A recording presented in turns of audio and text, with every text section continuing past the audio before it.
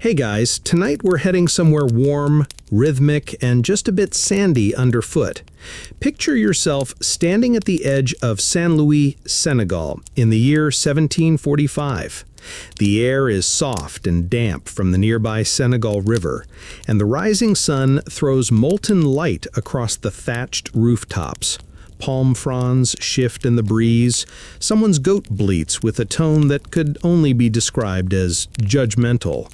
And already, the market is stretching and yawning to life.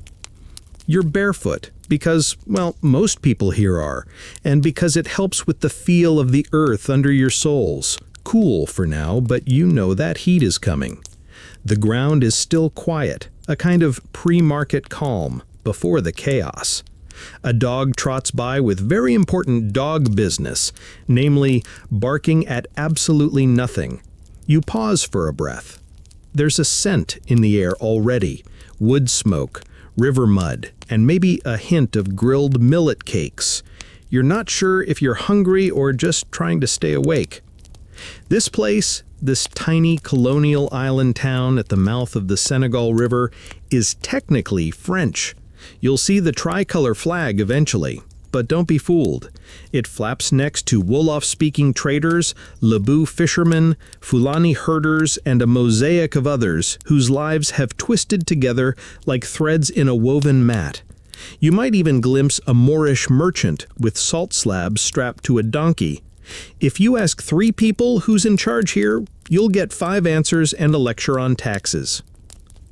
You probably won't survive this time period, to be honest. Between tropical diseases, colonial schemes, and the unnerving abundance of crocodiles, your odds aren't great. But you'll smell wonderful and be well fed before anything unfortunate happens. So before you get comfortable, take a moment to like the video and subscribe, but only if you genuinely enjoy what I do here. And I'd love to know, where are you listening from, and what time is it where you are? Now, dim the lights, maybe turn on a fan for that soft background hum, and let's ease into tonight's journey together. You take your first steps into the market, just as the morning haze begins to lift. A boy runs past with a bundle of papyrus under his arm. 2 women balance baskets on their heads, laughing about something you can't catch.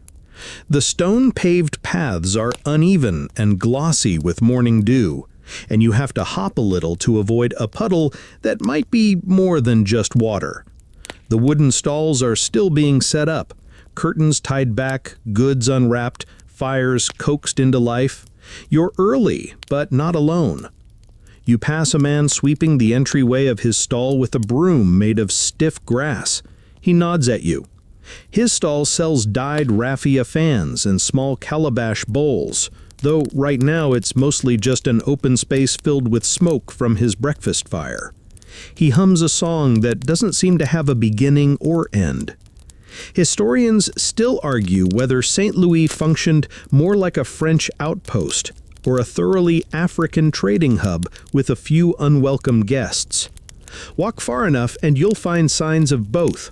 The French fort with its thick white walls, the local neighborhoods pulsing with food, music, and business that predated any European arrival by generations. You pause at a raised wooden platform where a woman is arranging handfuls of cola nuts in small piles. Some are better, some sweeter, all caffeinated enough to kickstart your day better than a double espresso. She waves you over with a gap-toothed grin and offers you one to chew. You chew it politely, your mouth goes instantly dry, your tongue slightly numb. She cackles. By now, the sun has found its stride, and the ochre mud walls around you begin to glow. Chickens scratch the dirt with a kind of manic purpose, and somewhere, someone is definitely playing a djembe drum with more enthusiasm than skill. It's oddly comforting. Near the center of the market, there's a water well surrounded by hand-carved wooden stools. A group of women are taking turns filling calabashes, their arms practiced and smooth. You lean against a shady acacia tree and watch. There's no rush. Markets here aren't just for buying and selling. They're for news, gossip, and seeing who's wearing what. One woman's outfit has patterns shaped like birds. Another's head wrap is stacked so high you wonder if it has its own personality. And suddenly a goat tries to eat your sash. You wrestle your cloth away with only moderate dignity. A nearby boy laughs and offers you a mango slice as consolation. You accept. It's slightly sour and impossibly juicy, dripping down your hand before you can stop it. This, you think, is breakfast. Sticky, tangy, possibly stolen from a goat. From your new vantage point, you can glimpse the Senegal River glinting in the distance. Canoes, long and narrow, slide along the water like whispers. Some carry fish, others spices, and one seems to be overloaded with woven baskets and exactly one duck. You start walking again, the rhythm of the market beginning to rise. Metal pots clang, people shout greetings, and you can smell something new on the breeze. Maybe grilled fish, maybe just the ghost of lunch from yesterday. Either way, your stomach growls in agreement. The market isn't arranged by category. Not really. It's more like a living organism. Griots next to tailors, palm wine beside iron tools. Some parts are dense and chaotic, others spacious and calm. There's a certain logic to it all, but it's the kind of logic that only makes sense if you've been coming here since birth. You pass an elderly man seated beside a bundle of carved walking sticks. He's dozing, hat pulled low. One of the sticks has a handle shaped like a snake swallowing its own tail. Another has a tiny carved crocodile on top. You reach out to touch it, but the man stirs and mutters, "It bites." You withdraw your hand. So far you've been bumped, bartered with, mildly insulted by a bird, and politely offered 3 herbs that promise to keep mosquitoes, curses, and annoying cousins away. It's shaping up to be a very typical morning. You turn the corner, and the market opens wider. The air thickens, with possibility. You press forward. The smells hit you before the stalls do. Warm millet porridge, wood smoke, and that slightly sour, unmistakable scent of fermenting fish. Not unpleasant, just assertive. You wrinkle your nose and immediately feel bad about it. Someone's grandmother is stirring that very fish into a pot with clear purpose, and you suspect she's been making this exact dish longer than you've been alive, possibly longer than France has had a king. To your left, a small breakfast stall is already doing brisk business. 2 wide metal pans sit above glowing charcoal beds, each crackling softly. One has thin millet pancakes bubbling at the edges. The other holds strips of catfish, curling as they sizzle. A woman with gold hoops in her ears and a toddler strapped to her back flips both with impressive speed, barely looking down. She waves you closer with a spatula and points toward a small bench. You sit. What else can you do?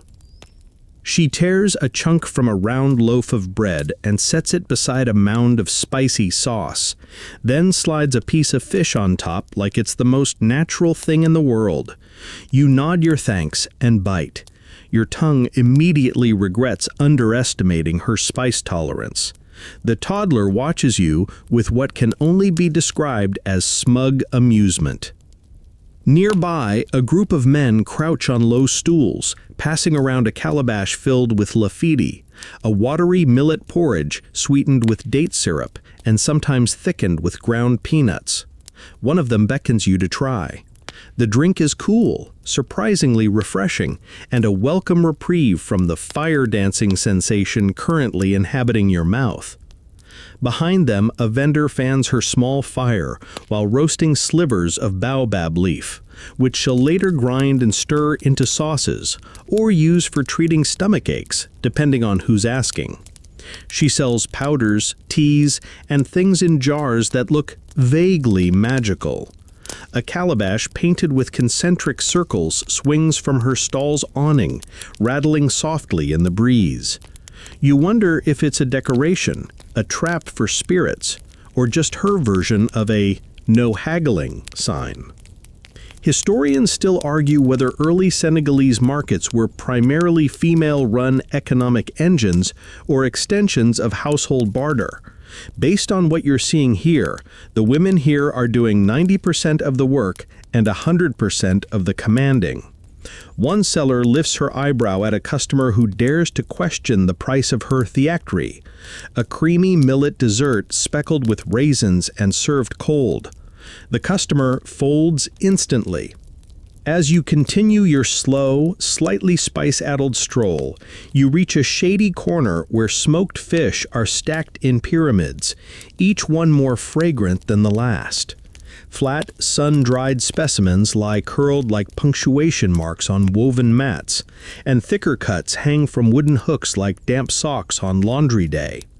One elderly vendor gestures toward a particularly fearsome-looking fish head. She says, "This one's lucky," in Wolof, grinning. You nod like you completely understand and quietly edge away.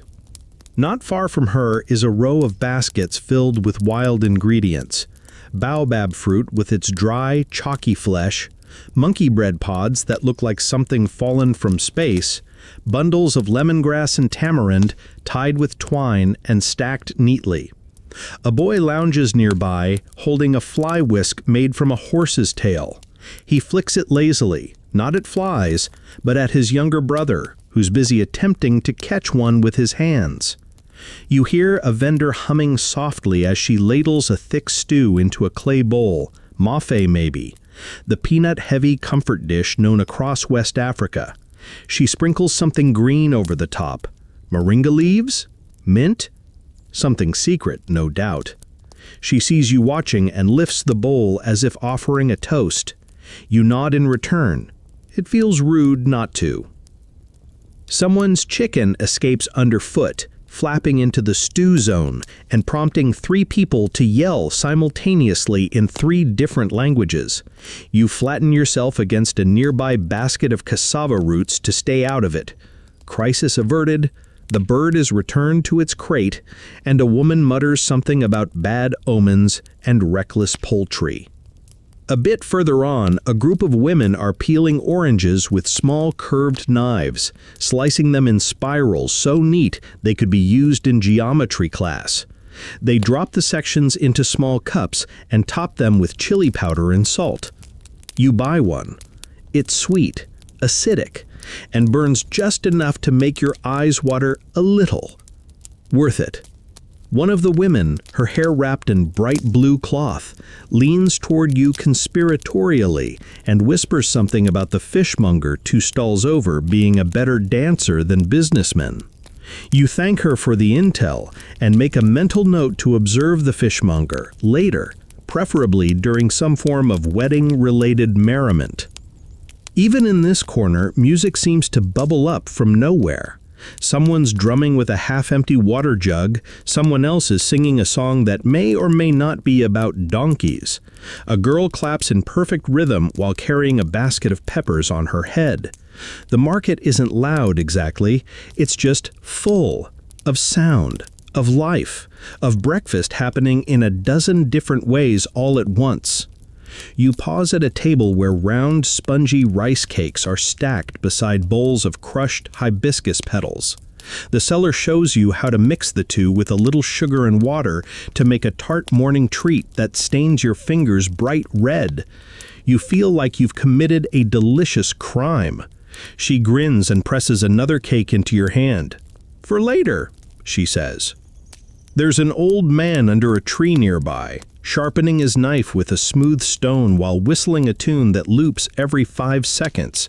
His stall is modest, just a few smoked eels, some dried shrimp, and a mysterious item wrapped in banana leaf.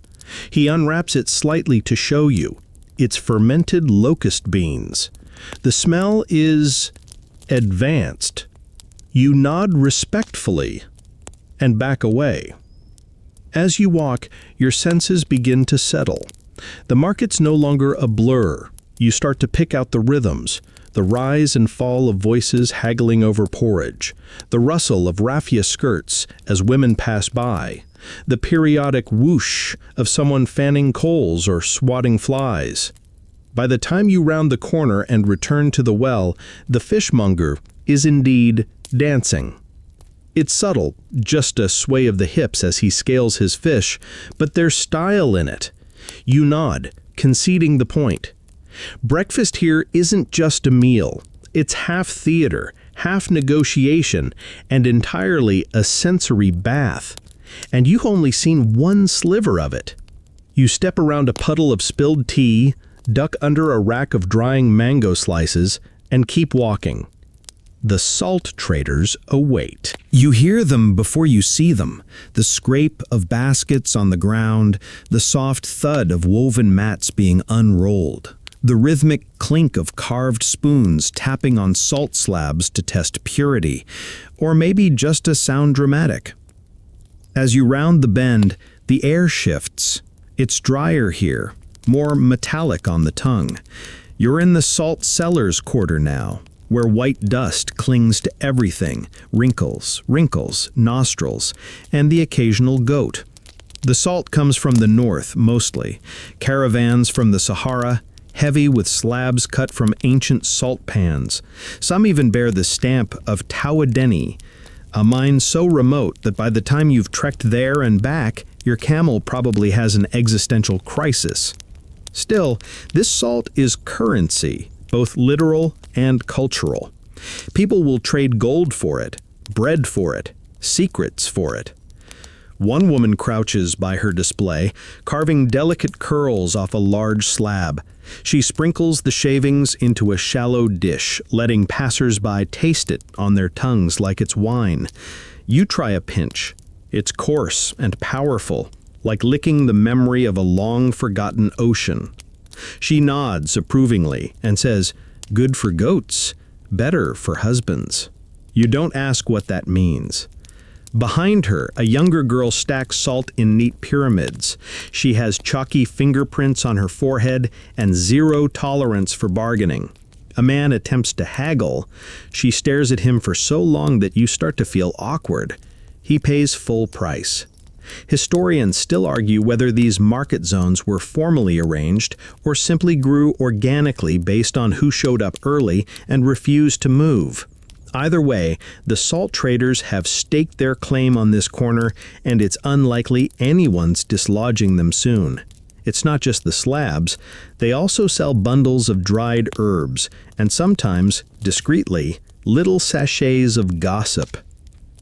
As you watch a sale conclude, two women lean together and start whispering. Their tones shift between amusement and disbelief. You catch snippets, something about a young man, a stolen tunic, and possibly a disastrous wedding. They don't look up when you pass, but you're pretty sure you've just been included in the story, if only as a footnote. A small group of boys chases each other around the back of the salt stalls, shouting and kicking a ball made from tightly wound rags. They dart past a trader resting her feet in a wooden bowl of cool water. She doesn't flinch. That kind of calm is earned. A few stalls down, a merchant sits surrounded by wooden bowls filled with various salts, coarse gray, pinkish grains, even one that glitters faintly like crushed seashells. He's telling a story to a circle of listeners, waving his spoon like a baton. You ease closer and catch part of it, something about how salt was once used to trap a genie in a calabash. He shrugs and adds, or maybe it was just a goat with very good manners. Hard to say. In the space between two stalls, an old man is selling small wooden amulets carved in the shape of fish. Protection, he says. Salt keeps evil away. Fish bring the good. You look at the carvings. Some are simple, others elaborately painted with ochre and charcoal. One has a tiny piece of mirror embedded in its belly. He taps it and whispers, "Reflects lies." You buy it, mostly out of respect, and maybe just a little superstition. To your surprise, there's a bit of music here, too. A woman sits cross-legged on a mat, drumming her fingers against an upside-down gourd, the rhythm soft and slow. Not for dancing, you think, for listening, or for making gossip sound more dramatic. Either way, it adds a heartbeat to the salt quarter. You're drawn toward a low canopy strung with woven palm mats. Underneath, a few men sip something from small ceramic cups. It's not tea. One offers you a sip. It's salty, smoky, and... is that tamarind? You're unsure whether it's a drink, a broth, or a dare. You thank him and pretend your mouth isn't doing a small rebellion. In the back, past the main trading ring, you stumble upon a stall less interested in culinary salt and more in symbolic salt. Here, the seller lays out small packets tied with red string. Some are to be buried under your doorstep. Others, she says, must be tossed over your left shoulder precisely at sunset, on market day, after hearing a dog bark 3 times. Don't mix them up, she warns, smiling far too cheerfully. You believe her. Children dart in and out of the stalls, their hands dusty, their feet even dustier. One of them sells salted peanuts wrapped in cone-shaped banana leaves. You buy a bundle. They're warm and oddly soothing, the salt lingering on your fingers like a souvenir. Suddenly, a gust of wind blows through, stirring the powdery air. It lifts a flurry of salt dust that sparkles momentarily before settling again. For a moment, everything smells sharper, cleaner, a little ancient. One woman claps her hands and announces that her supply is fresh from the earth's old bones. You have no idea if that's poetic license or a geology lesson. There's a cart nearby, loaded with baskets of smoked salt and dried onions, the mix of aromas somehow both harsh and sweet. A man sits beside it, snoring softly, his donkey, unfazed, chewing something that was definitely not meant for it. You step carefully over a sleeping dog, round the corner again, and find yourself back in the flow of the market's main artery. Someone calls out about roasted peanuts. Another sings about soap. There's a faint scent of cloves now, and your fingers still taste faintly of sea. You've learned more than you expected. Salt is not just seasoning, it's spell, symbol, and soft social power. You pat the fish-shaped amulet in your sash and continue forward. The air warms again. The ring of iron grows louder. The smiths are just ahead. At first, it sounds like distant thunder, but softer, more rhythmic, like someone coaxing a storm into dancing. As you step into the ironworkers' quarter, the clanging becomes clearer, a layered symphony of metal on metal, hissing steam, and the occasional oof when someone lifts something heavier than they meant to. Sparks briefly sketch stars against the shaded workspaces, flashing bright and gone. The scent here is unmistakable. Hot iron, charcoal smoke, and sweat baked into the very air. You find yourself ducking instinctively as a smith hammers a red-hot horseshoe into a less aggressive curve. He pauses only long enough to nod at you, then plunges the iron into a shallow basin of water with a theatrical sizzle. A small crowd cheers. Apparently, it was a particularly difficult bend. Unlike the open sprawl of the salt stalls, the smith's area is tighter, denser, pulsing with movement. There's a kind of solemn energy here. These aren't just metal workers. They're craftsmen, yes, but also healers of broken tools, builders of futures, and occasional dabblers in the mildly mystical. One older man is sharpening a plowshare while humming a tune that hasn't changed tempo since you arrived. You suspect he may have been born humming it. You pause near a workbench where a teenager is hammering out what looks like a bracelet. It's still rough, just a band of dark metal with faint carvings beginning to emerge. You ask what it is, and she replies simply, "For luck." Or for ankles. Depends on the mood. She grins. Her hands are filthy, her smile is radiant, and her earrings, Tiny iron crescents jingle with each swing of the hammer.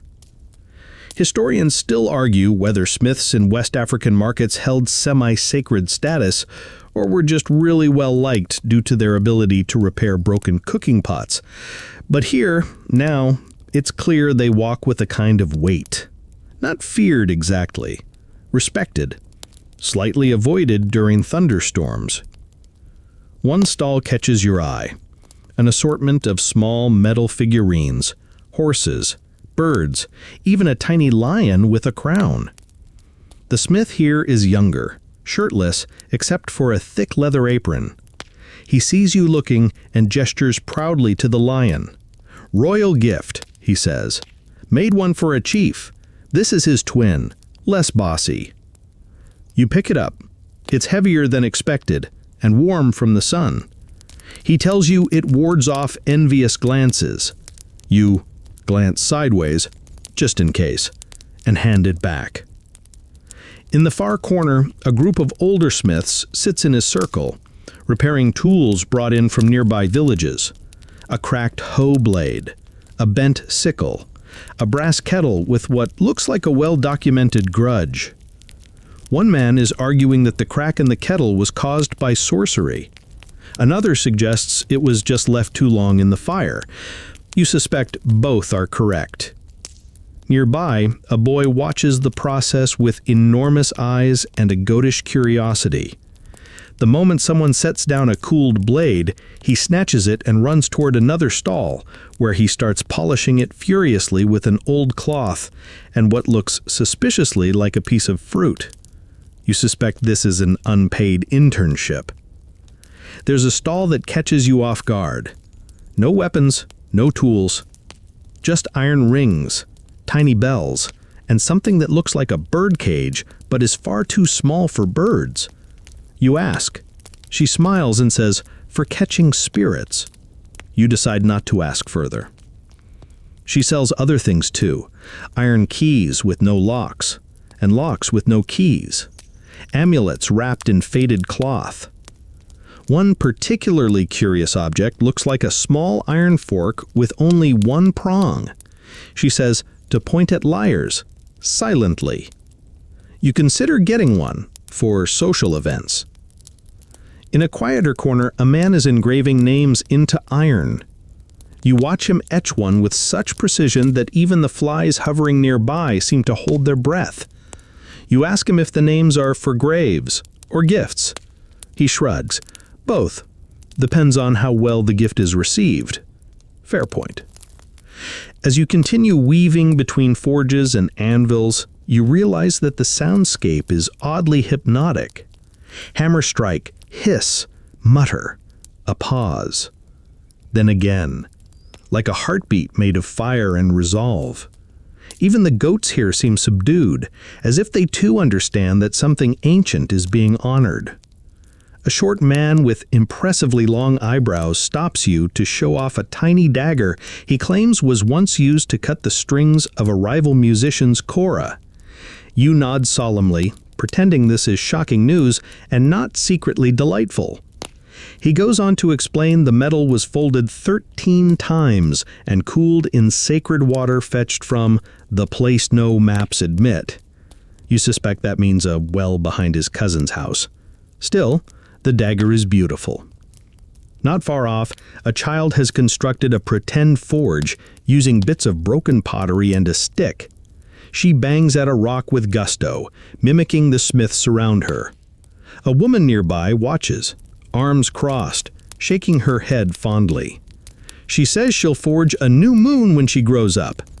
You offer your encouragement. The world could use a spare. The heat is starting to build now, pressing down with a kind of steamy insistence. One smith removes his head wrap, revealing hair pressed flat with sweat and soot. He fans himself with a broken bellows, muttering about the injustice of fire being so warm. You nod in solidarity and retreat to a shady bench, your ears still ringing faintly from the hammering. You bite into the roasted peanut bundle you forgot you were holding. It's half melted from the heat, but oddly satisfying, the salt still sharp from earlier. You exhale, ears humming, hands warm, the taste of iron still somehow clinging to the back of your tongue. Somewhere behind you, a smith lets out a triumphant cheer. The piece is finished, the shape perfect, the edge sharp. There's applause. Someone plays a celebratory note on a stringed instrument that is definitely out of tune, but played with heart.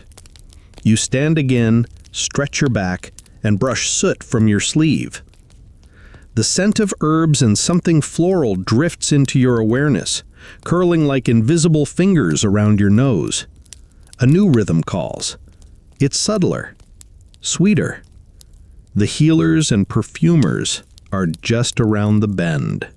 You leave the clatter of the forges behind, and with every step, the air shifts from heavy metal to something altogether softer, layers of mint, lemongrass, and the faintest wisp of smoke from burning incense.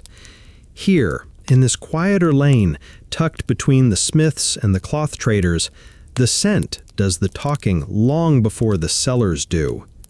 A curtain of dried herbs sways gently over the entrance to the first stall you reach.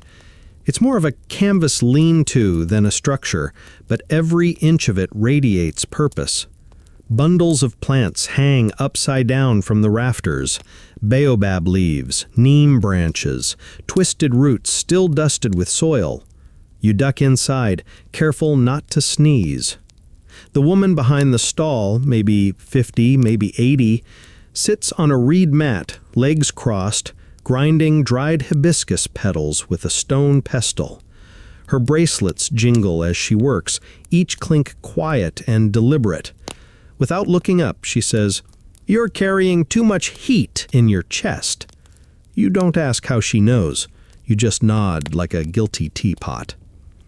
On her table, calabashes hold colorful powders, red from crushed cola nuts, yellow from turmeric, green from moringa, and a suspicious blue that you suspect involves a very specific kind of lizard.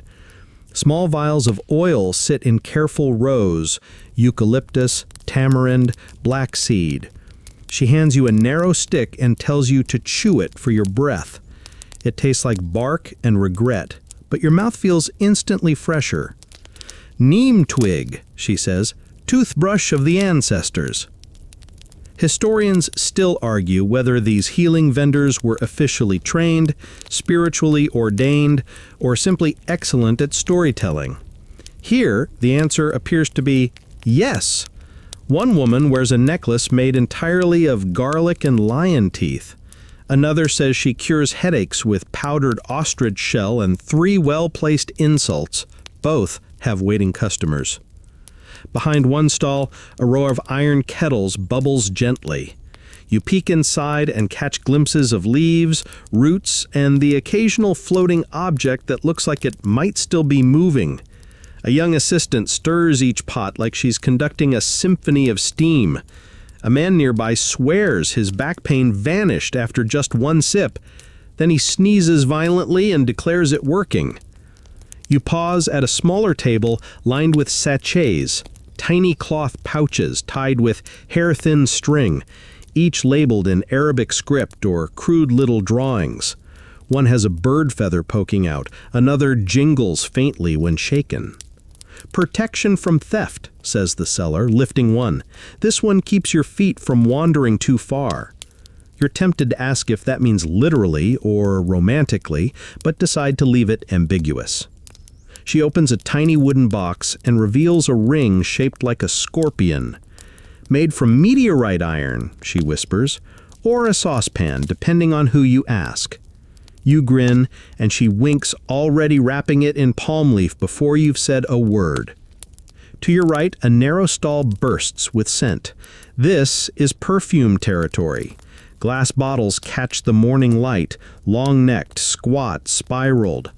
Inside, rosewater, orange blossom, sandalwood, and others so complex you start to imagine colors when you sniff them. One in particular smells like rain on dust, the memory of firewood, and something sharp you can't place. You point.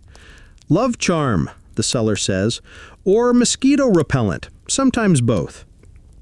A young woman behind the stall rolls perfume onto the inside of your wrist with a carved bone stick. The scent blooms slow and cool, like dusk arriving on purpose. You close your eyes for a moment. She laughs softly. That one's made with crushed cloves and a few drops of lion sweat. You assume that's a joke. Mostly. A curious shape catches your eye, a set of small clay statues arranged in a circle, each with a tiny painted face. For dreams, says the vendor, place one under your pillow, pick a different one each night. You ask what happens if you forget to switch them. He shrugs. Then your dreams get lazy. Honestly, fair enough. In one corner, a healer paints thin black lines across a boy's cheeks with charcoal mixed in shea butter. The boy fidgets, but his mother holds his head gently. To protect from jealous spirits and nosy aunties. That last part gets a laugh from the other women nearby. You're starting to notice that a good healer is part chemist, part gossip, part stand-up comic. You pass a table filled with animal carvings, each made from bone or horn, shaped into amulets. Some are lions, others crocodiles, and a few are fantastical creatures with wings and long curved tails. One looks suspiciously like a duck married a dragon. You ask about that one. Dream animal, the carver explains, comes to warn you if someone's talking behind your back. You buy it immediately. Another vendor offers small jars of balm, one for joint pain, one for dreams, one that promises to open your mind, but only a little bit, not too much. You ask if it's safe. She raises an eyebrow. Depends on how much of your mind you're hiding. There's a small crowd gathered under a neem tree where a woman holds court with her remedies. She's dabbing a paste on someone's foot, talking the whole time. Stories of ancestors, of battles fought and healed, of how she once cured a man's stubborn cough by making him laugh for a full hour.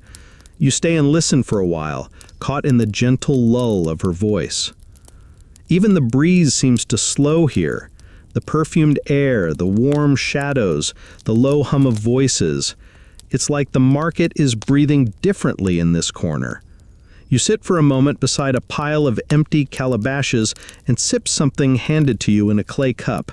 It tastes of mint, citrus, and something bitter at the end, like a secret it won't explain. Your fingers smell like cloves now. Your feet are dusted with powdered bark. You may or may not be wearing an invisible protective charm that repels nosy people. You feel oddly safe. But just as you begin to nod off on the cool shade of your bench, a voice calls out, loud, proud, and laughing. Who wants cloth that sings in color? You look up, ahead, the world bursts into fabric and dye. The cloth traders are waiting. The first thing you see is color. An impossible riot of it.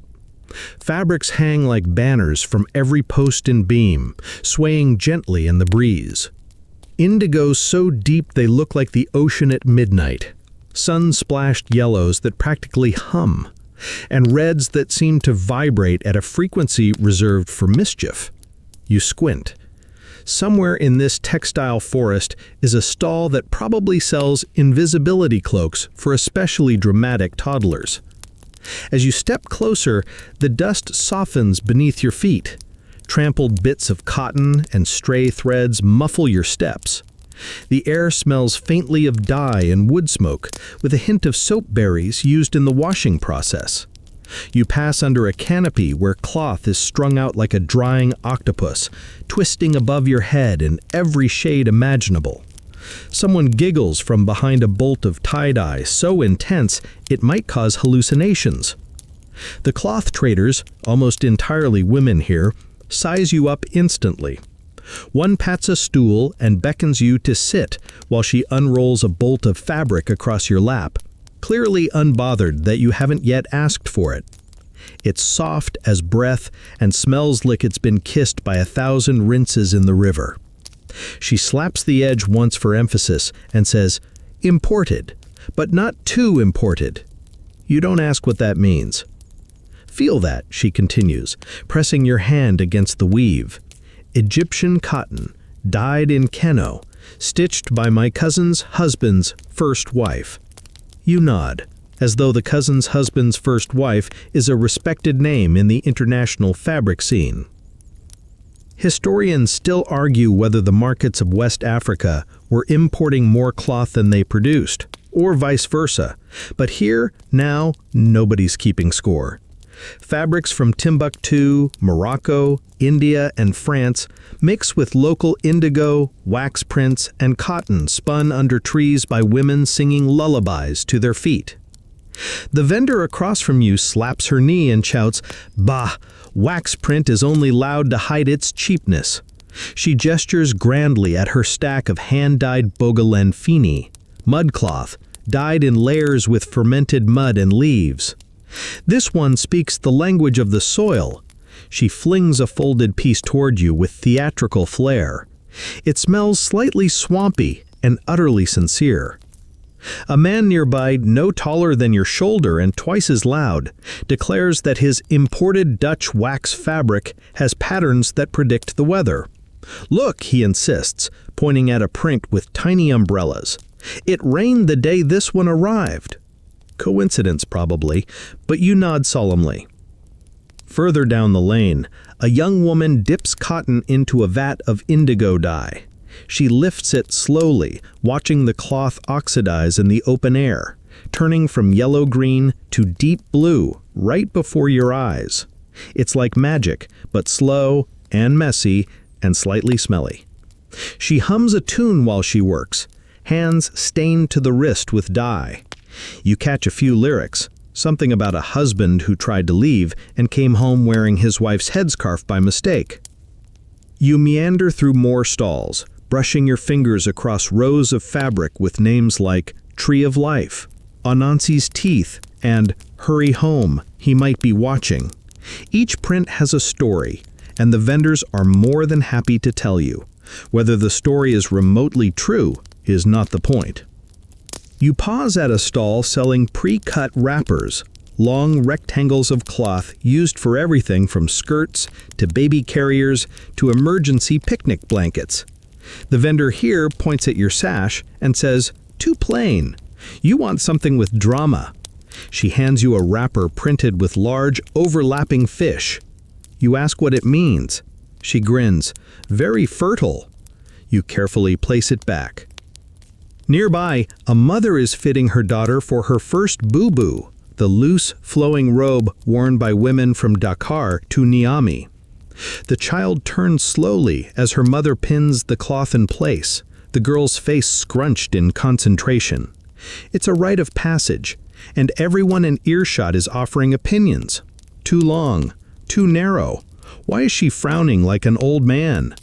The child rolls her eyes with such skill you're tempted to applaud. Suddenly, you hear a commotion from 2 stalls over, someone shouting, fabric flying.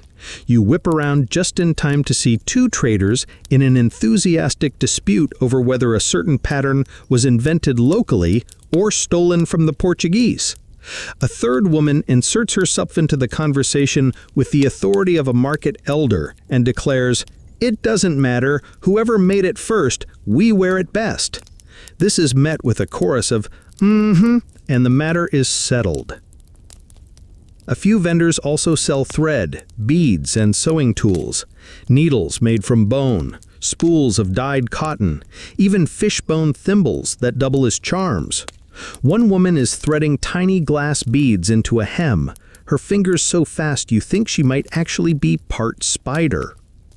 In a corner stall, an old man sells used French military uniforms, painstakingly deconstructed and reshaped into local tunics. He grumbles that the fabric is tough, but good for insults. It keeps its shape when slapped. You're not entirely sure what that means, but you accept it as market wisdom. At another table, a woman is laughing so hard she has to sit down. You catch the tail end of the story. Apparently, a man bought matching cloth for himself and his wife, only to discover it bore a traditional pattern worn by women mourning their third husbands. He wore it to a wedding, Even the goats stop chewing. You let the laughter wash over you as you sit on a low bench, the scent of dye still clinging to your sleeves. You watch as a boy walks by wearing a hat made from scraps, every patch a different story stitched together. Someone calls him a walking proverb. He just grins. You glance down at your own clothes, slightly dustier now, a bit wrinkled, maybe faintly fragrant with cloves and fish, and feel oddly part of the scene. Maybe next time you'll wear something bolder. Maybe next time you'll bring fabric home. But for now, you rise again. A chicken runs past with half a scarf in its beak. You follow the sound of laughter and squawking around the next bend, where children are hollering, feathers are flying, and someone's losing at chess. You round the corner and immediately have to duck. Something feathery hurtles past your face with a shriek that is either chicken or child. You glance sideways and see that it was both. A chicken, recently liberated from its rope leash, is now under hot pursuit by 3 children who seem to think shouting will make them faster. One trips, rolls in the dust, pops up laughing, and joins the chase again. You decide this is probably the most athletic moment of their entire day. Here, in what might generously be called the recreation quadrant of the market, structure gives way to play. The stalls are fewer, more spaced out. Some vendors lounge on mats. Others have spread out canopies with no goods at all, just shade, conversation, and whatever snacks someone remembered to bring. There's a slower rhythm here. It's like the market took a breath. You pass a row of crates that seem to serve no particular purpose other than seating for small bottoms and small arguments. A girl no older than 8 is locked in a serious game of wurei, a local variation of mancala, with a boy who is cheating so subtly you almost admire it. She catches him, slaps his hand with impressive authority, and announces she wins by default. He sulks dramatically. Next to them, a group of older boys squats around a makeshift chessboard scratched into the earth, pieces fashioned from cowrie shells, pebbles, and for some reason a dried chili pepper as a queen. The game is intense. One of them stares at the board with such concentration you'd think the fate of the kingdom depends on it. A bystander whispers, "He's lost 3 games today. If he loses this one, he has to sing." You decide to stay and watch. Historians still argue whether these casual play areas evolved as intentional market features or just filled a natural human need for distraction. Either way, they now pulse with laughter, yelling, and the occasional shriek when someone realizes they're sitting on an anthill. A small girl tugs your sleeve and offers you a palmful of fried dough balls. Beignets, golden brown and still warm. You reach for one, and she yanks the basket away at the last second. "Trade," she says, chin lifted. You give her a pebble from your pouch, formerly part of the chess set you now suspect, and she graciously offers 2, one for now and one for later, if you behave.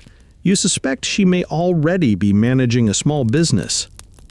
A gaggle of toddlers is clustered around a low wooden frame strung with thin twine.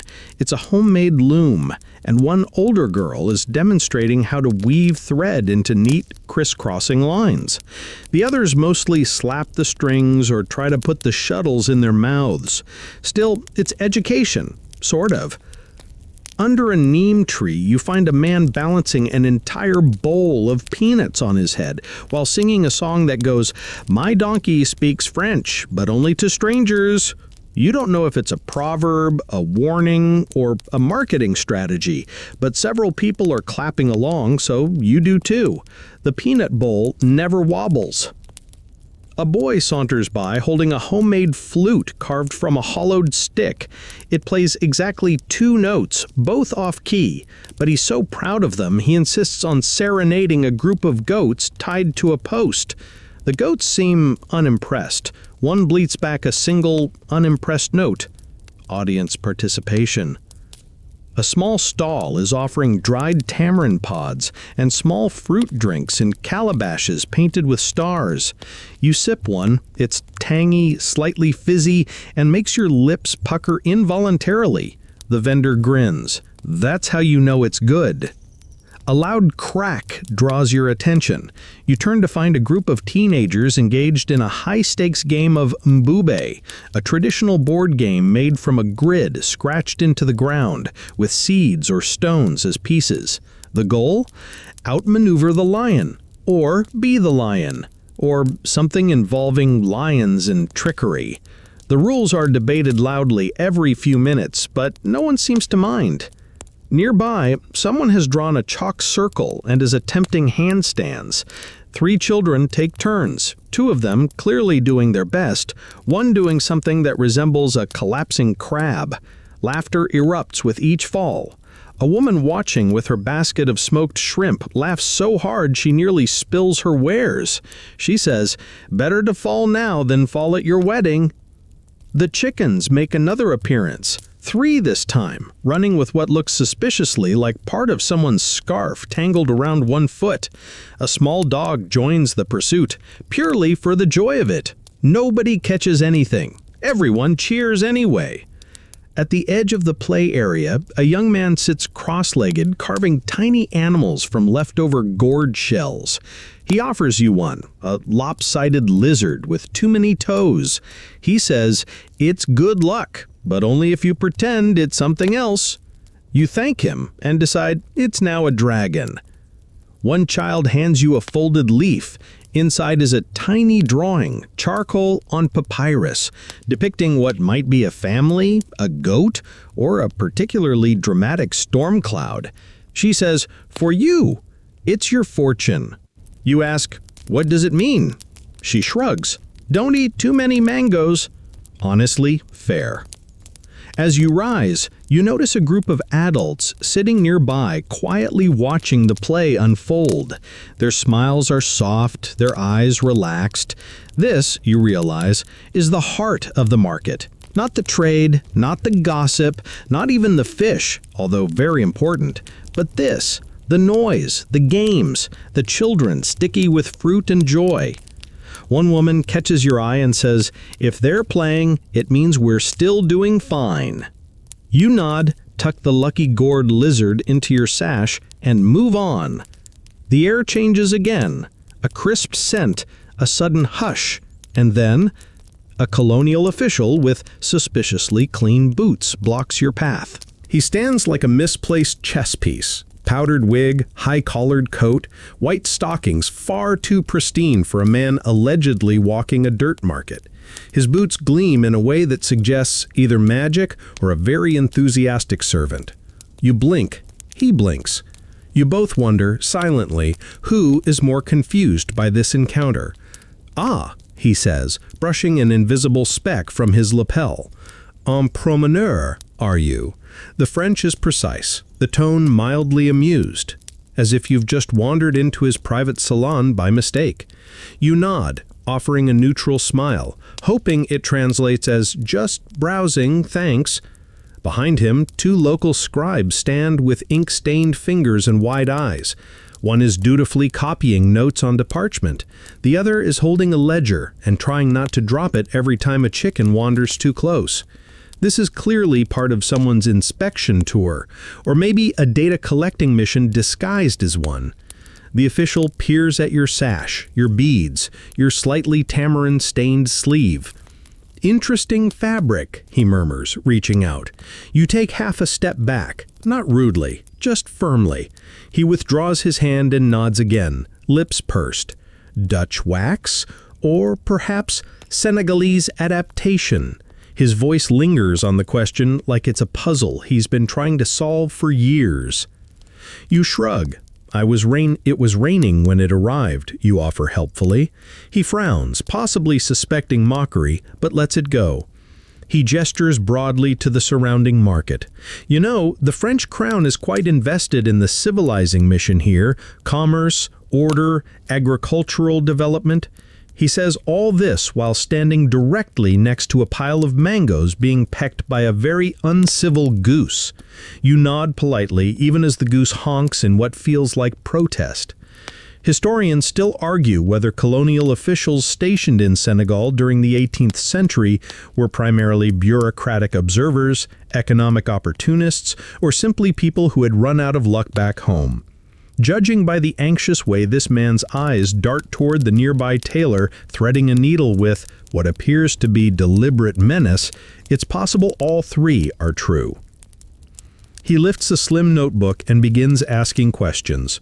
Where were you born? Do you own land? Do you speak any European languages? Have you paid your stall tax? You respond with a mix of shrugs and deliberately ambiguous smiles. It works better than you'd expect.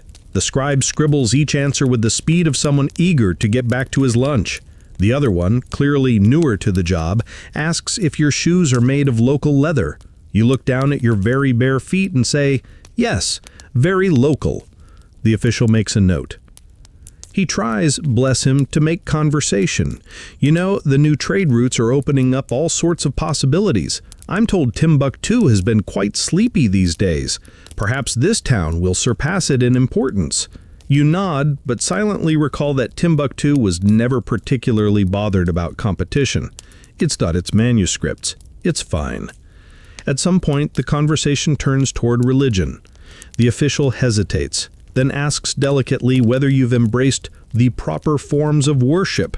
You glance around at the market, where the call to prayer mingles with drumming, and at least one stall is currently burning incense while chanting over a chicken feather.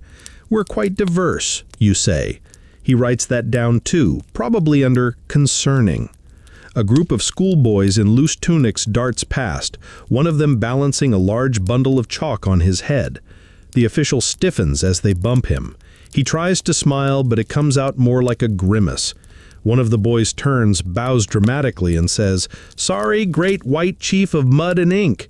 The scribe snorts. The official pretends not to hear. In an attempt to recover dignity, he straightens his cravat and begins talking about the fort, how it's recently been reinforced, how the engineers had trouble with the sand, how difficult it is to get proper mortar on this side of the Atlantic.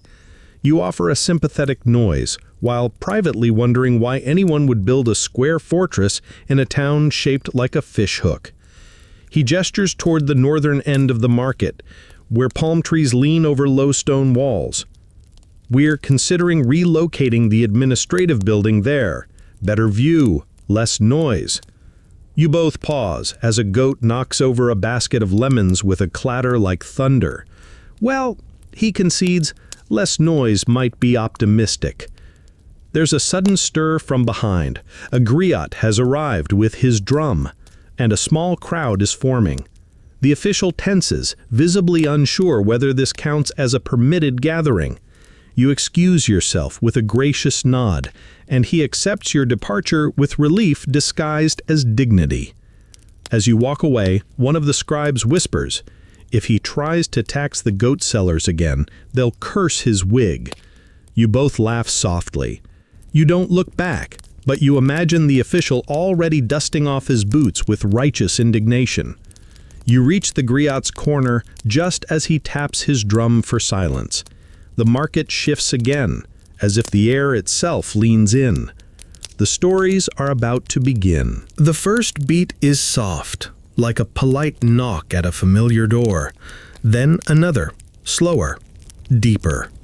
You feel it in your chest before your ears even register it. Boom, tap tap, boom. A rhythm older than the dust beneath your feet. The crowd that's gathered leans inward, eyes soft, mouths quiet.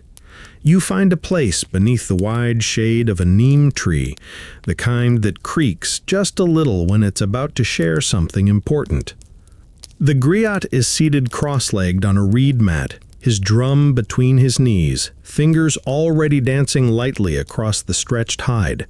His robes are dusty but dignified, faded indigo with embroidery that catches the sun in places like whispers of gold.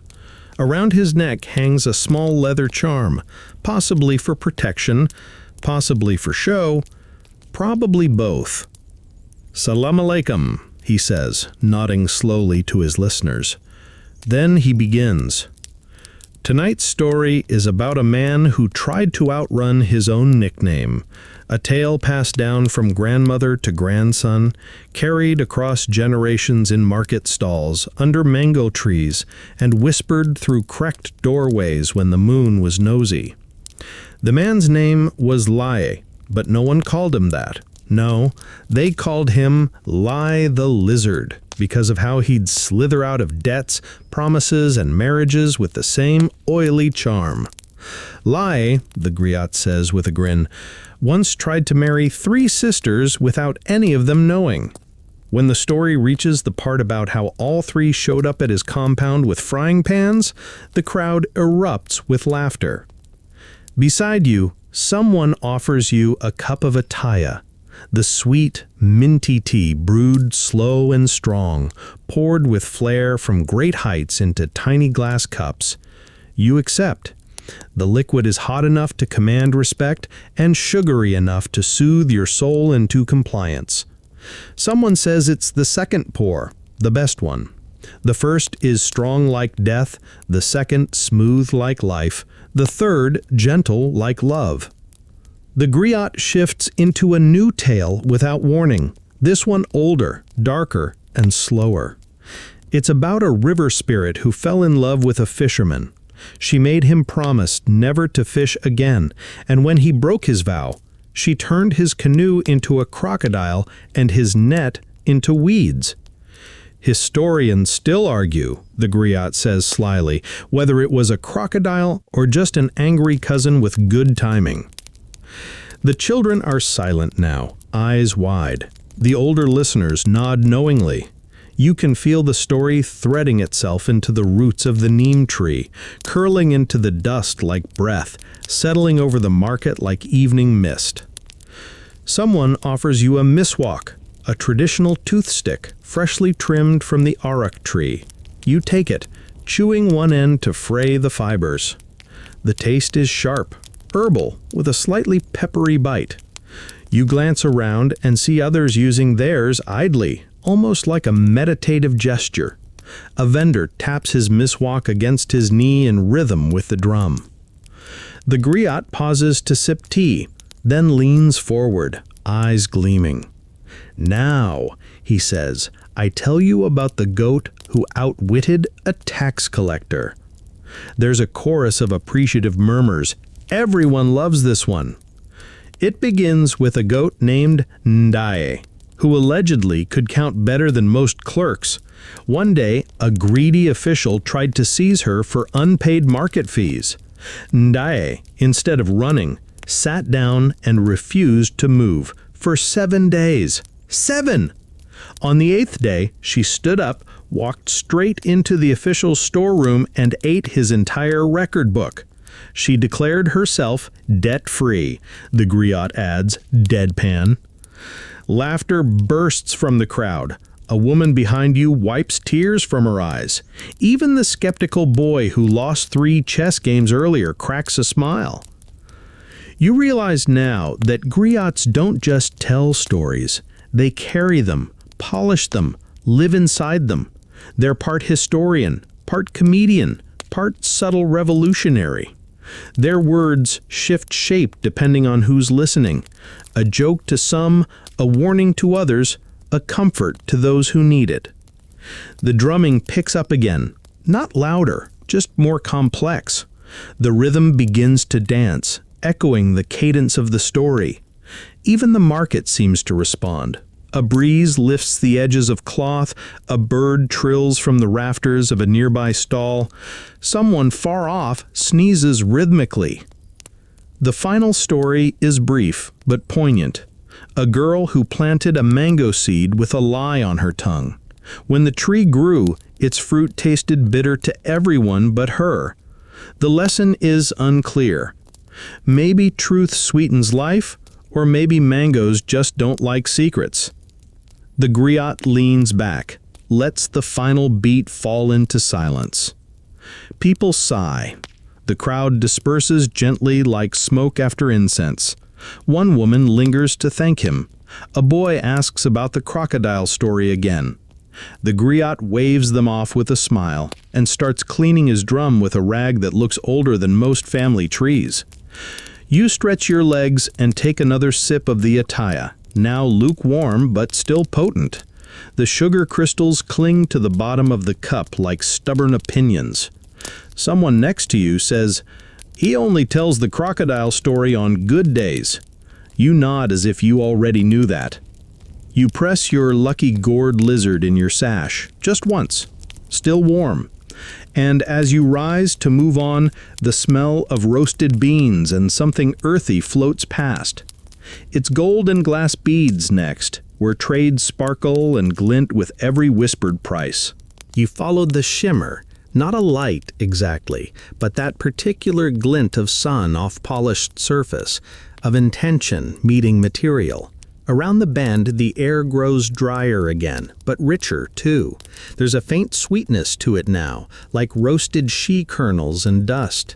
You catch the sound of soft haggling, voices low, measured, occasionally punctuated by a sharp clap or an exaggerated sigh. This is where beauty gets transactional. At the center of it all, a woman sits behind a velvet-lined board upon which flecks of gold are neatly arranged. Not nuggets, not coins. Dust. Glorious, glittering gold dust, heaped in tiny piles that you could miss if the light shifted slightly. It doesn't sparkle like in movies. It gleams, subtly, like it knows you'll come to it eventually. The woman has eyes that do not blink easily. She nods as you approach and gestures to the small handheld scale beside her. It's a delicate balance, 2 small wooden trays suspended by cotton thread, swaying gently with the weight of things that have shaped empires. She lifts a cowrie shell and places it on one side. Then, with the tiniest spoon you've ever seen, she adds gold dust to the other. "Trade?" she asks, arching one eyebrow. You check your pouch, a gourd lizard, a piece of indigo-dyed cloth, a sachet that supposedly repels gossip. You offer the lizard. She squints, leans forward, and, after what feels like a full moon cycle, nods. A fair story deserves a fair weight.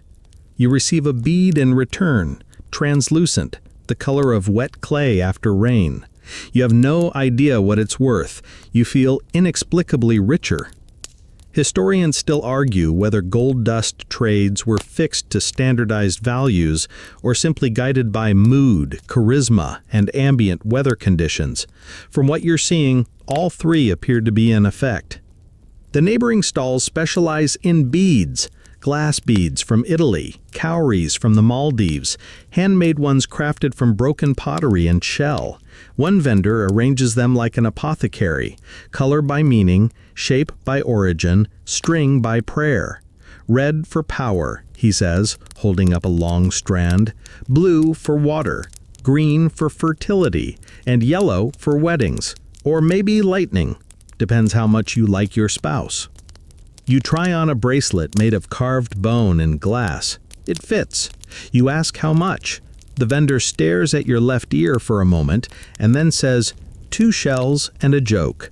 You hand him 2 cowries and a story you remember from the griot about a fish who sued the river for slander.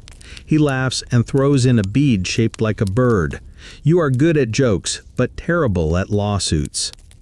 Nearby, 2 merchants argue over whether a particular set of beads are royal. One claims they were blessed by a marabout before being worn by the wife of a lemaine, a traditional land-holding leader. The other insists they're just particularly well-polished pebbles from the riverbed. The truth is likely somewhere in between, but the story adds at least 3 cowries of value. At the edge of the gold and glass lane, you spot something different. A man with a large clay bowl filled with not with riches, but with sand. He smooths it flat, then pours gold dust on it in careful lines, creating patterns that shift and shimmer. It's not for sale, it's a test. Proof of purity, artistry, maybe patience. A small audience watches silently as he forms a spiraling sun. When he finishes, He tilts the bowl and lets the whole design collapse. Everyone sighs, as if they've just witnessed the truth about life itself. Probably have. A young girl sits nearby threading tiny yellow beads onto a single strand. Her fingers move quickly, confidently, and she hums something that sounds like a lullaby sung by a rooster. Her mother sells bead stringing services by the hour. She also offers relationship advice, though I suspect only one of those is formally advertised. Someone offers you a palm-sized mirror edged in bronze. It's slightly warped, the kind that makes you look like you're smiling even when you aren't. The vendor says it's from Egypt, or possibly just shaped by someone who once read about Egypt in a poem. You hand him one of your new beads. He says you overpaid. You say you don't care. Just then, the quiet clinks and murmurs are broken by a sudden bark of frustration. Two traders are arguing over a trade. One has glass beads, the other claims to offer, quote, rare gold dust from a place no camel can reach. The dispute escalates with the addition of an onlooker who insists the gold is actually crushed snail shell mixed with regret. A small crowd gathers. You casually drift away, cradling your honest bone bracelet and uncontroversial mirror. You pause by a stall filled with seed beads shaped into miniature animals, a coiled snake, a crocodile mid-bite, even a tiny bat with wings you can flex. The seller grins.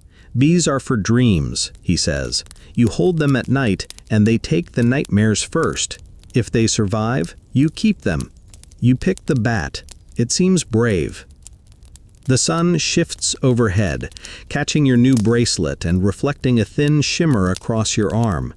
You see others squinting into the brightness, adjusting head wraps, lifting water gourds to their lips. A woman walks past with a basket of honeycomb, trailing sweetness in her wake. A man balances 3 bolts of indigo cloth and a rooster on one shoulder. The market doesn't slow. It simply tilts gently towards its next rhythm.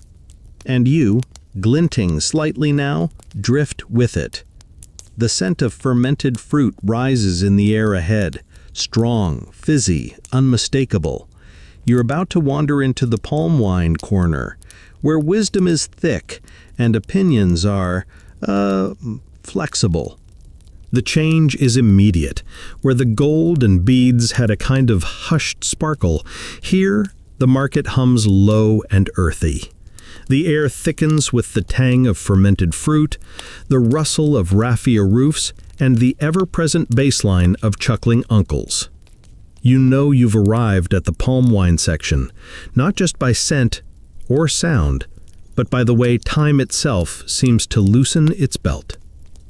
Under a canopy stitched together with palm fronds and old fishing nets, you spot the first of many gourd flasks resting in cool clay bowls. A man with a shirt that gave up long ago waves you over. "First drink is for listening," he says, pressing a half gourd into your hand. The liquid is cloudy, off-white, and smells like a cheerful fruit had a long, unchaperoned night. You sip. It's tangy, lightly fizzy, and oddly calming, like coconut water that's been on a personal journey. Around you, elders recline on mats and upturned crates.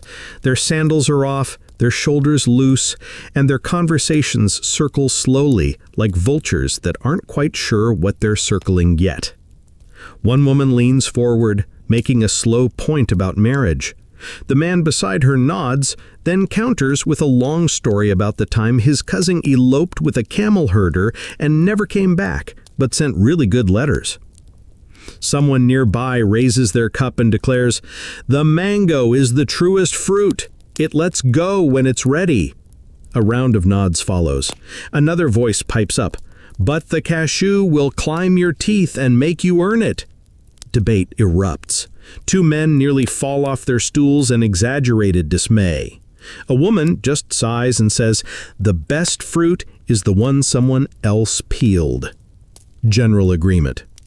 Historians still argue whether palm wine gatherings were a true political forum or just where opinions went to ferment. But here, it's clear. This is where decisions are made, slowly, sideways, and with excellent snacks.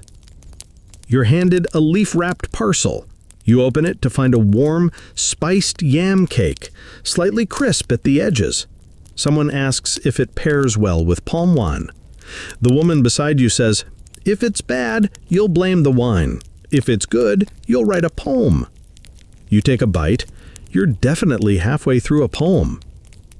The center of the gathering is marked by a large clay jug, cool, dark, with a carved gourd ladle resting on top. Refills happen communally. One man, clearly self-appointed as pourer supreme, handles the task with all the gravity of a moon ritual. You try to serve yourself. He stops you with a glare. "You'll insult the ancestors if you measure your own." You step back respectfully. As the palm wine continues to flow, the stories get wilder. A man insists his great-grandfather could talk to crocodiles, but refused to do it after one insulted his hat. A woman insists her grandmother once made a king cry by singing an off-key lullaby with perfect confidence. Someone else mentions a chicken that could count to 5 and died of boredom during a drought. Each tale is followed by a pause, a nod, and often another sip. The laughter comes like tides, sometimes raucous, sometimes just a ripple. And over it all is the scent of fermented fruit, the quiet joy of being fully unproductive, and the distinct feeling that no one will remember exactly what was said, only how good it felt to say it. One elder, long-bearded and barefoot, points his cane in your direction. "You look like someone who's trying to understand everything," he says. You half smile. "Just trying to keep up," you reply. He chuckles. "Good. Understanding is where foolishness begins." Another round of palm wine is poured to honor that wisdom, and possibly because everyone's cups were suspiciously empty. Nearby, a group of younger men is composing what they claim is a political song, though it seems mostly to involve rhyming tax with snacks. The chorus is catchy, if questionable. A woman suggests they add a verse about colonial officials. They agree, but only if she joins in. She laughs, throws her head wrap over one shoulder, and begins chanting in a voice that cracks like thunder over a dusty hill. A fly buzzes past, lazily dodged. A palm frond shifts overhead, letting in a beam of sunlight that lands right in your cup. You sip anyway. Further along the gathering, someone has brought a drum. Not for storytelling this time, but for rhythm. A soft beat starts. More heartbeat than song, just enough to keep time. A boy taps along with 2 carved spoons. A woman claps once, then again. Soon, the entire circle has settled into the kind of groove that only palm wine can summon. Even the goats near the edge seem to sway slightly. One of the elders leans toward you and says, "Do you know the best time to drink palm wine?" You shake your head. He smiles. "Right before a bad decision. That way, when it works out, you're a legend." You raise your cup to that. He clinks his gourd against yours. The sun is starting to dip now, painting the edges of the market in a warm, almost syrupy light. The conversation slows, but doesn't stop. It flows sideways now, branching into dreams, worries, and things best kept vague. Someone says, "We're not drunk, we're remembering." Everyone nods. It's true. Probably. As you prepare to stand, the pourer supreme taps your shoulder. He hands you a small corked calabash. "For the road!" But drink it only when the road forgets its name. You thank him, tuck it into your sash, wonder when that moment might come. You stretch, legs pleasantly heavy, and take a deep breath. The scent of firewood has joined the air now, mingling with incense and something else. Briny, tangy, alive. You're near the port district, and it sounds like camels, canoes, and cowrie shells are trading insults just ahead. You know you've reached the port district when the sounds start to layer in chaotic harmony, hooves clattering on stone, canoes thumping against moorings, someone yelling about yams in 3 different languages, and a parrot that's learned to imitate all of it badly. It's not a gentle place, this part of the market. It's alive in the same way a thundercloud is, charged, dramatic, and slightly fishy. The scent confirms it. Salt, mud, palm oil, and something unmistakably marine, like seaweed that's had a long journey and no personal boundaries. You blink as a cart stacked with dried fish wheels past, its driver balancing a sack of cowries on his head and arguing with his donkey at full volume. The donkey wins simply by braying louder. The market here spills right to the water's edge. Dugout canoes, some slick with fresh tar, are tied to wooden posts.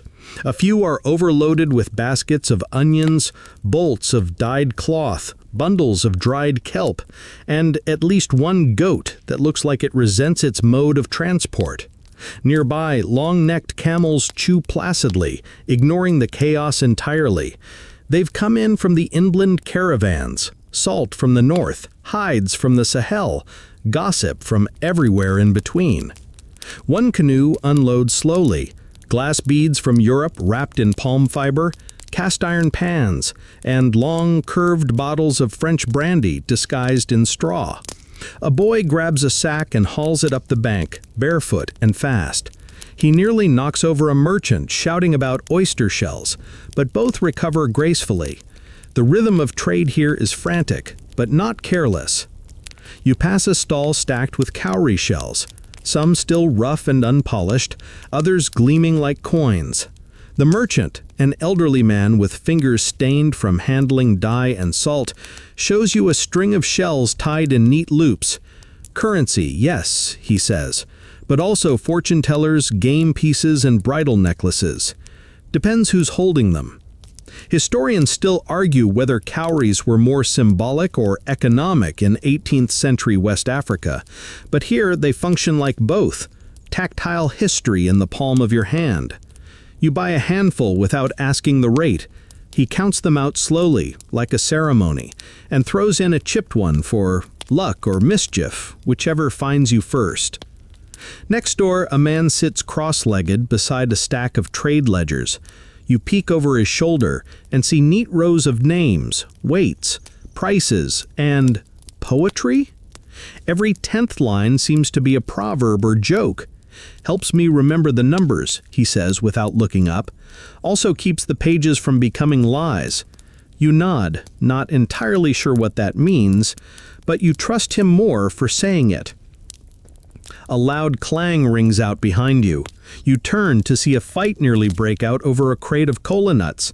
One merchant swears they're from Ghana, the other claims Sierra Leone, and a third just wants to know why they smell like they've been stored with onions.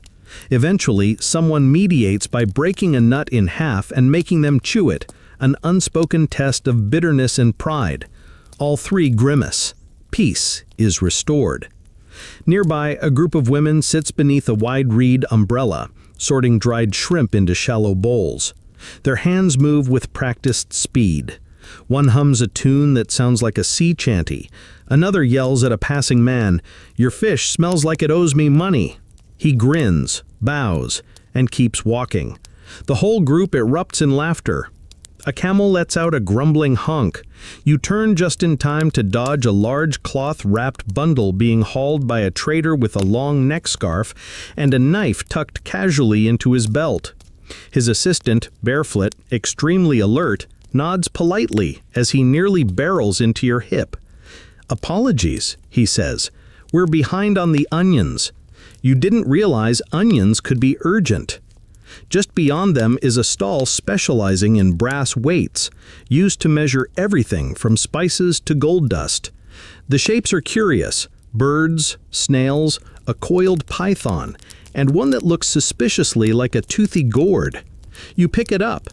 "That one's for measuring gossip," the merchant deadpans. "It's never accurate. You buy it anyway.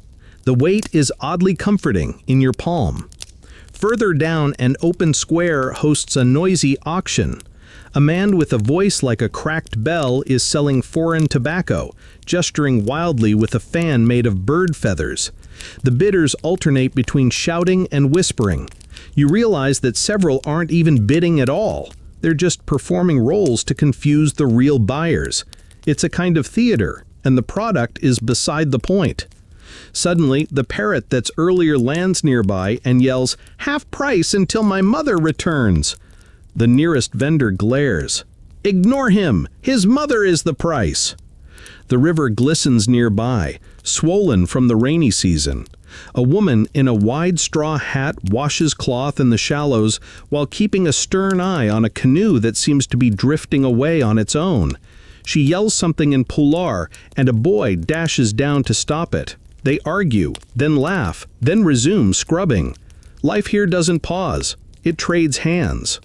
A group of elders sits nearby, drinking tea from long-necked kettles. One leans toward you and says, "Camels are good for silence, but canoes remember more." You try to look wise as you sip the offered tea. It's bitter and grassy, probably brewed with river mint and unspoken truths. A vendor beside you unwraps a cloth bundle to reveal rare spices, black pepper, cloves, even saffron filaments carefully folded in paper. "Straight from San Domingue," he claims. You raise an eyebrow. He shrugs. "Or the spice hut by the west wall. You decide what makes you taste better." You purchase a pinch of something smoky and unfamiliar. He hands it over with a bow. That one wakes up meat, or lovers, or enemies. Try not to mix them up. As you walk, your feet coated in fine silt and your nose full of fish, spice, and iron, you sense the market changing again. The chaos begins to lull. The port quiets a notch. Canoes are moored, camels led back toward their shaded enclosures. Traders pack up, and lanterns begin to flicker near stall posts. A familiar hush spreads like dusk itself, slow and reverent. You follow the sound of water and the softened steps of people turning toward the call to prayer. You're nearing the mosque now, and even the gossip has lowered its voice. The shift is subtle, not so much a silence as a softening. Where before the market jostled and sang, now it breathes, slower, steadier. You follow the path of those moving inward, away from trade and noise, toward a quiet that seems to gather underfoot like cool water in cupped hands. The mosque rises gently above the western edge of the market, its rounded minaret standing like a sentinel made of sand and patience. It isn't grand by palace standards, but it is old, sun-washed, and carefully maintained. Mud-plastered walls glow golden in the late light, and a canopy of woven palm mats provides shade for those who cannot, or choose not to, go inside. As you near the entrance, you see the ritual unfolding with quiet dignity. Vendors set aside their baskets, fishermen rinse their arms, and a few children clumsily line up, mimicking the adults. A boy frowns seriously as he removes his sandals, placing them beside a tidy row of others. He catches you watching and whispers, "You don't have to understand the prayer for it to work." Then he runs off, robe fluttering behind him like a comet's tail. You sit nearby under a neem tree, close enough to observe, far enough to remain a guest. Someone offers you a mat. You nod in thanks, unfolding it carefully and resting your hands on your knees. The calls echo out, clear and unhurried. Allahu Akbar, Allahu Akbar. It's not loud, just steady, like a breath released after holding it all day. Around you, the market seems to pause, not stop, not freeze, but lower its voice. Even the chickens sound respectful, clucking in a subdued register. The parrot from earlier mumbles something unintelligible and falls silent, as if even it knows not to test boundaries during prayer. Historians still argue whether the integration of Islamic practice into West African marketplaces in the 18th century was more spiritual, social, or strategic. But watching now, you see no divisions, just people folding their days into something deeper. A quiet devotion that slots itself naturally between lunch and bargaining. A woman beside you recites the Shahada under her breath as she braids her daughter's hair. The child leans into her lap, eyes heavy with sun and repetition. Across the square, a man who sold dried mango earlier now murmurs verses as he straightens the hem of his tunic. Even those who do not pray seem to slow, breathe, adjust. A goat lies curled under a fig tree nearby, head tucked against its flank, as if meditating on its own mysterious journey. The prayer begins in earnest, rows of bowed backs, synchronized like waves. You feel something shift, not in the air, but in the pace of your own heartbeat. It's the kind of moment that doesn't ask for your attention, but receives it anyway. Nearby, a girl carefully unfolds a small woven mat, worn smooth at the corners. She spreads it out, dusts it lightly with her palm, and faces east. Her forehead touches the earth with practiced grace. A man beside her coughs softly, adjusts his stance, and continues. There's no fanfare, just motion, meaning. When the final salam is whispered, the release is like a stretch after sleep. People blink into the light again, shift their weight, retie turbans, collect scattered sandals. The market exhales. Life resumes, but more gently now, like a story coming back from a deep breath. You hear soft greetings exchanged. Assalamu alaikum, wa alaikum salam. Some say it with smiles, others with nods, all with meaning. A woman offers you a piece of fresh date, split down the middle to reveal its caramel-like flesh. You accept. It's warm from the sun and sweeter than it should be. She says, to remember sweetness, even when you're full of salt. A group of boys begins to gather their toys from where they'd been left by the waterspouts. Wooden tops, clay marbles, a stick that might have been a sword in another life. One of them holds a lizard in his palm and whispers something to it before letting it go. The lizard skitters into the weeds, thoroughly unimpressed by its role in spiritual growth. You glance toward the mosque again and see a man drawing water from a nearby cistern. He pours it over his hands slowly, then into a bowl of wild mint. He sprinkles the mix onto the path. He says, to cool the stones, simply. You nod. Your feet thank him. The sun, now lower, casts long shadows. They stretch across baskets and mats, across fish scales and bead strands, across the very fabric of the market, and you watch as those shadows flicker, dancing softly with the breeze, like ghosts who remember how to smile. Someone lights a coil of dried lemongrass. The smoke drifts upward in spirals. Children chase it with fingers outstretched, then fall laughing onto the earth. One of them accidentally steps on his sandal.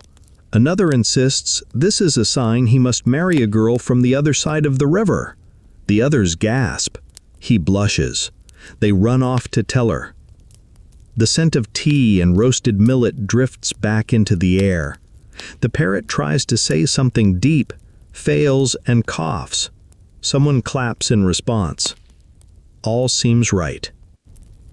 As the last notes of the prayer melt into the rustle of fabric and footfall, you rise again. The sun is almost touching the horizon now. The market is beginning its golden hour, when bargains grow softer and laughter a little louder. It's the time of day when even the vegetables seem to lean into their best angles. And just ahead, you hear it. The calls, the arguments, the sounds of haggling reborn. evening bargains, and at least one questionable deal with a hippo-shaped whistle. You can feel it in the air now, that shift from daytime hustle to twilight improvisation. The sunlight leans low and golden, gilding everything in a way that makes even a crooked yam look like a precious artifact. Prices begin to wobble, stalls loosen their borders, and suddenly everyone is ready to strike a deal, just maybe not the one they offered 5 minutes ago. You wander into a dense row of sellers, their wares spilling like poetry across blankets and baskets. The mood is warmer, looser. You spot a woman offering 3 cassava for the price of 2 and a knowing wink. Another trades a handful of cola nuts for a song, though the customer has a voice like a broken rain drum. They settle on a hummed verse and a mango peel. Someone slaps a woven mat down next to a peanut stall and declares everything must go, though she has exactly 7 items and no intention of lowering her prices. Still, her confidence is contagious, and a small crowd gathers. A boy offers her a lizard-shaped bead. She looks at it, then at him, and nods. Deal. You're jostled gently from behind by a woman carrying a bundle of dried okra pods. She smiles, motions to her basket, and raises an eyebrow. You hold up your hippo whistle. She squints, then chuckles. That's not a trade, that's a curse waiting for a curious child. You laugh, but still offer it. She accepts, mostly for the story, you suspect, and hands you a pouch of ground pepper for your next stew or your next poem. You hear a man shouting at the far end of the lane, waving a fish in one hand and a spoon in the other. "This fish sings," he claims, "only on Thursdays, only when boiled gently." A child dares him to demonstrate. He bangs the spoon on the fish's belly. Nothing. "He's shy today," he explains. The crowd applauds anyway.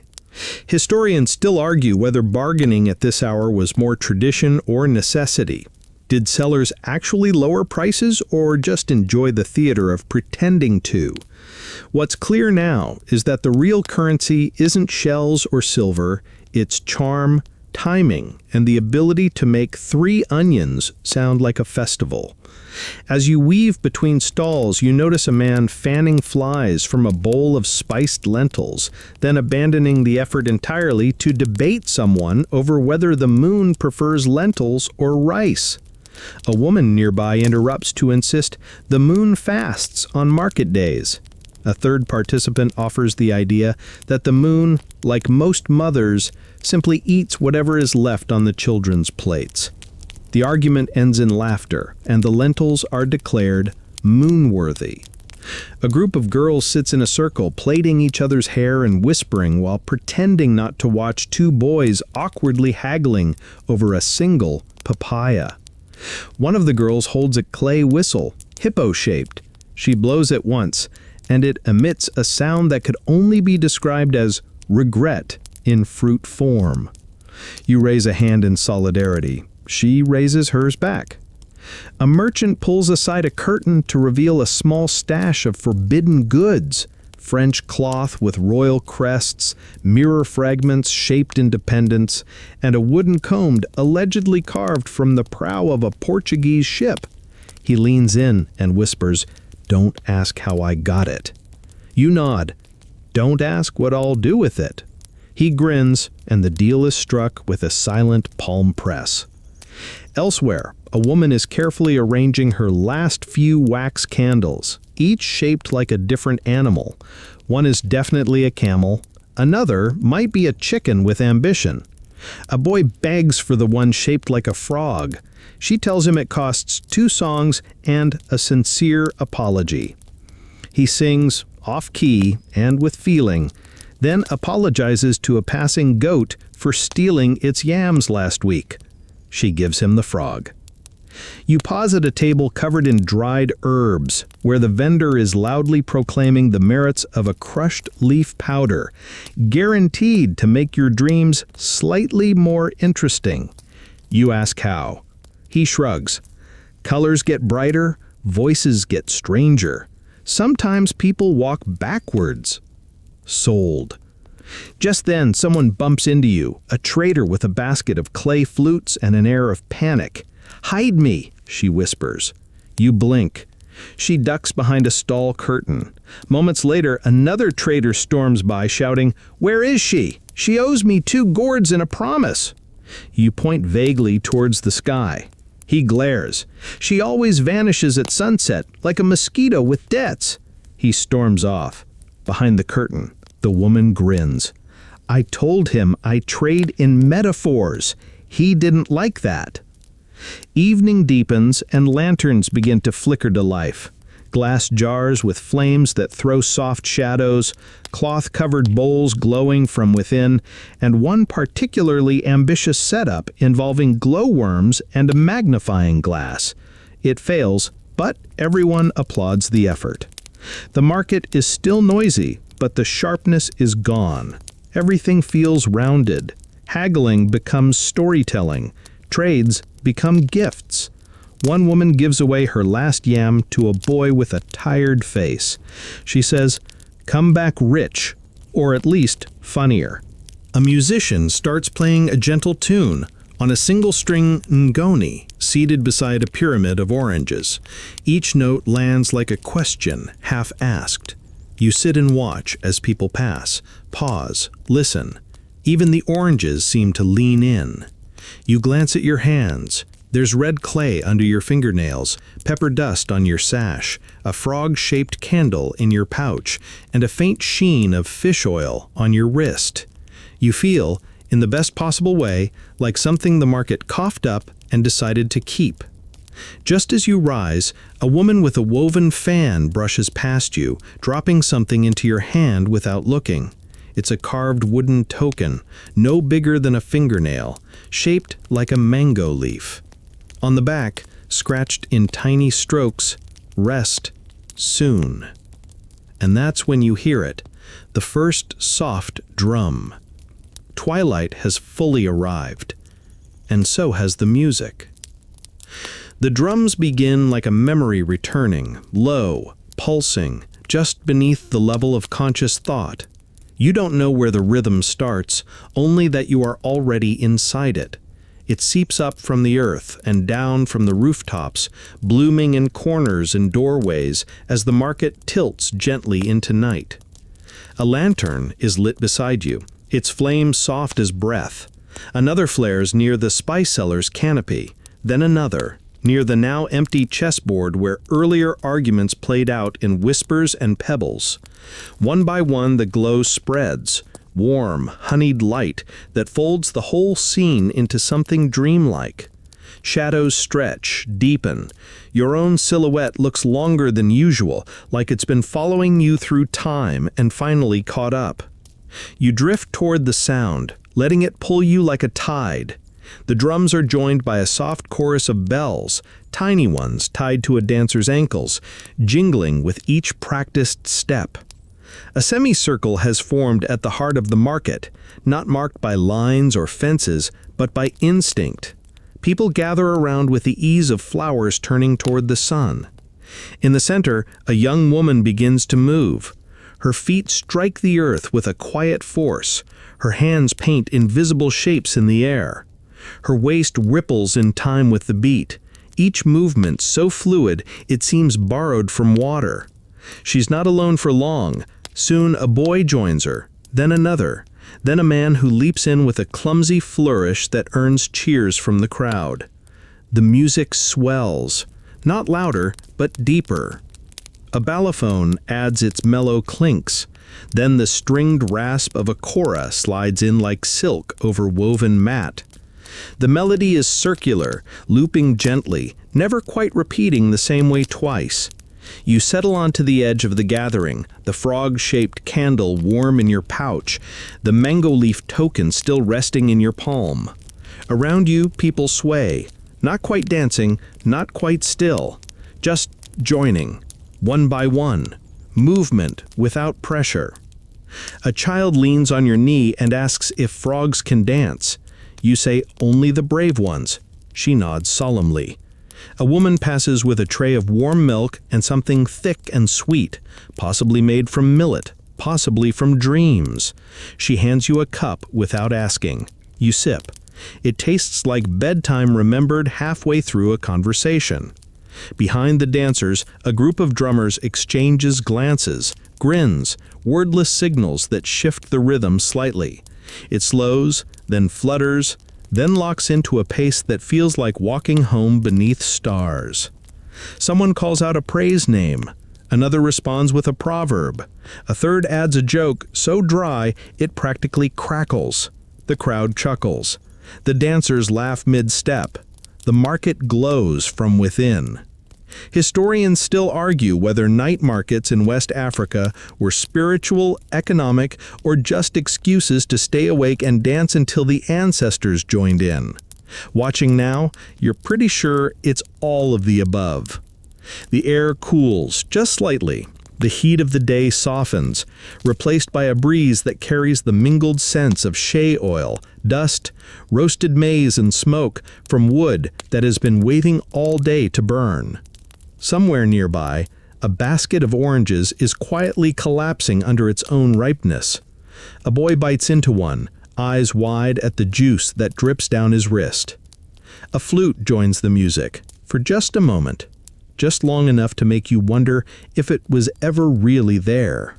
You watch as the little girl from earlier joins the dance, bare feet flying, arms spread wide like she's trying to hug the entire dusk. Her laughter cuts clean through the air, high and bright, a perfect note. The circle tightens. Then it loosens again. The market's heart expanding, contracting, like breathing, like sleeping. You realize you haven't thought about time in a while. You glance up. The sky is full of stars now, not brilliant or sharp, but gentle, blanketing the heavens like they've come to listen. One star pulses a bit brighter than the others. Someone says it's the ancestor of trade, watching to make sure nobody forgets their change. Someone else says it's a mango pit hurled so high it never came down. You believe both. The music slows. The dancers step back. A final note from the balafon lingers, then falls silent. For a moment, no one speaks. The silence holds like a pause between heartbeats. Then someone claps. Then another. Then the sound ripples out, light applause, not for show, but thanks. For the music, the food, the salt, the gossip, the gold dust, the goat that danced. For the market that was. And still is. You rise slowly, your bones a little heavier now, but your spirit oddly weightless. As you walk back through the winding alleys, past shuttered stalls and glowing coals, the market seems to nod at you, gracious, amused, slightly proud. You reach the edge of it just as the breeze picks up. The last lantern flickers once and goes out. And now, as the sounds of the market fade into night, let everything inside you slow. Imagine the scent of smoked herbs still clinging to your sash, the press of soft clay beneath your soles. Somewhere far off, a drum beats one last time, not to call, not to summon, but just to remind. The breeze is cooler now, brushing against your skin like an old friend. Above you, the stars are settling into their places, each one holding a story no longer in need of telling. You are warm, full, and still. The memory of laughter floats past like incense, lingering sweetly, then dissolving into stillness. You remember the fish seller who danced, the child who bartered with a drawing, the woman who traded a whistle for pepper and a joke. You recall the taste of palm wine and ataya, the feel of glass beads in your palm, the quiet of prayer washing over dust. It's all still with you. Let your breathing match the soft rhythm of a canoe rocking gently in the river. Let your thoughts drift like smoke above a cooling fire. You are no longer walking, no longer watching. You're simply resting, where gold glints, goats plot, and stories wait, like fruit ripening in the dark. Sweet dreams, market traveler. The night is yours now.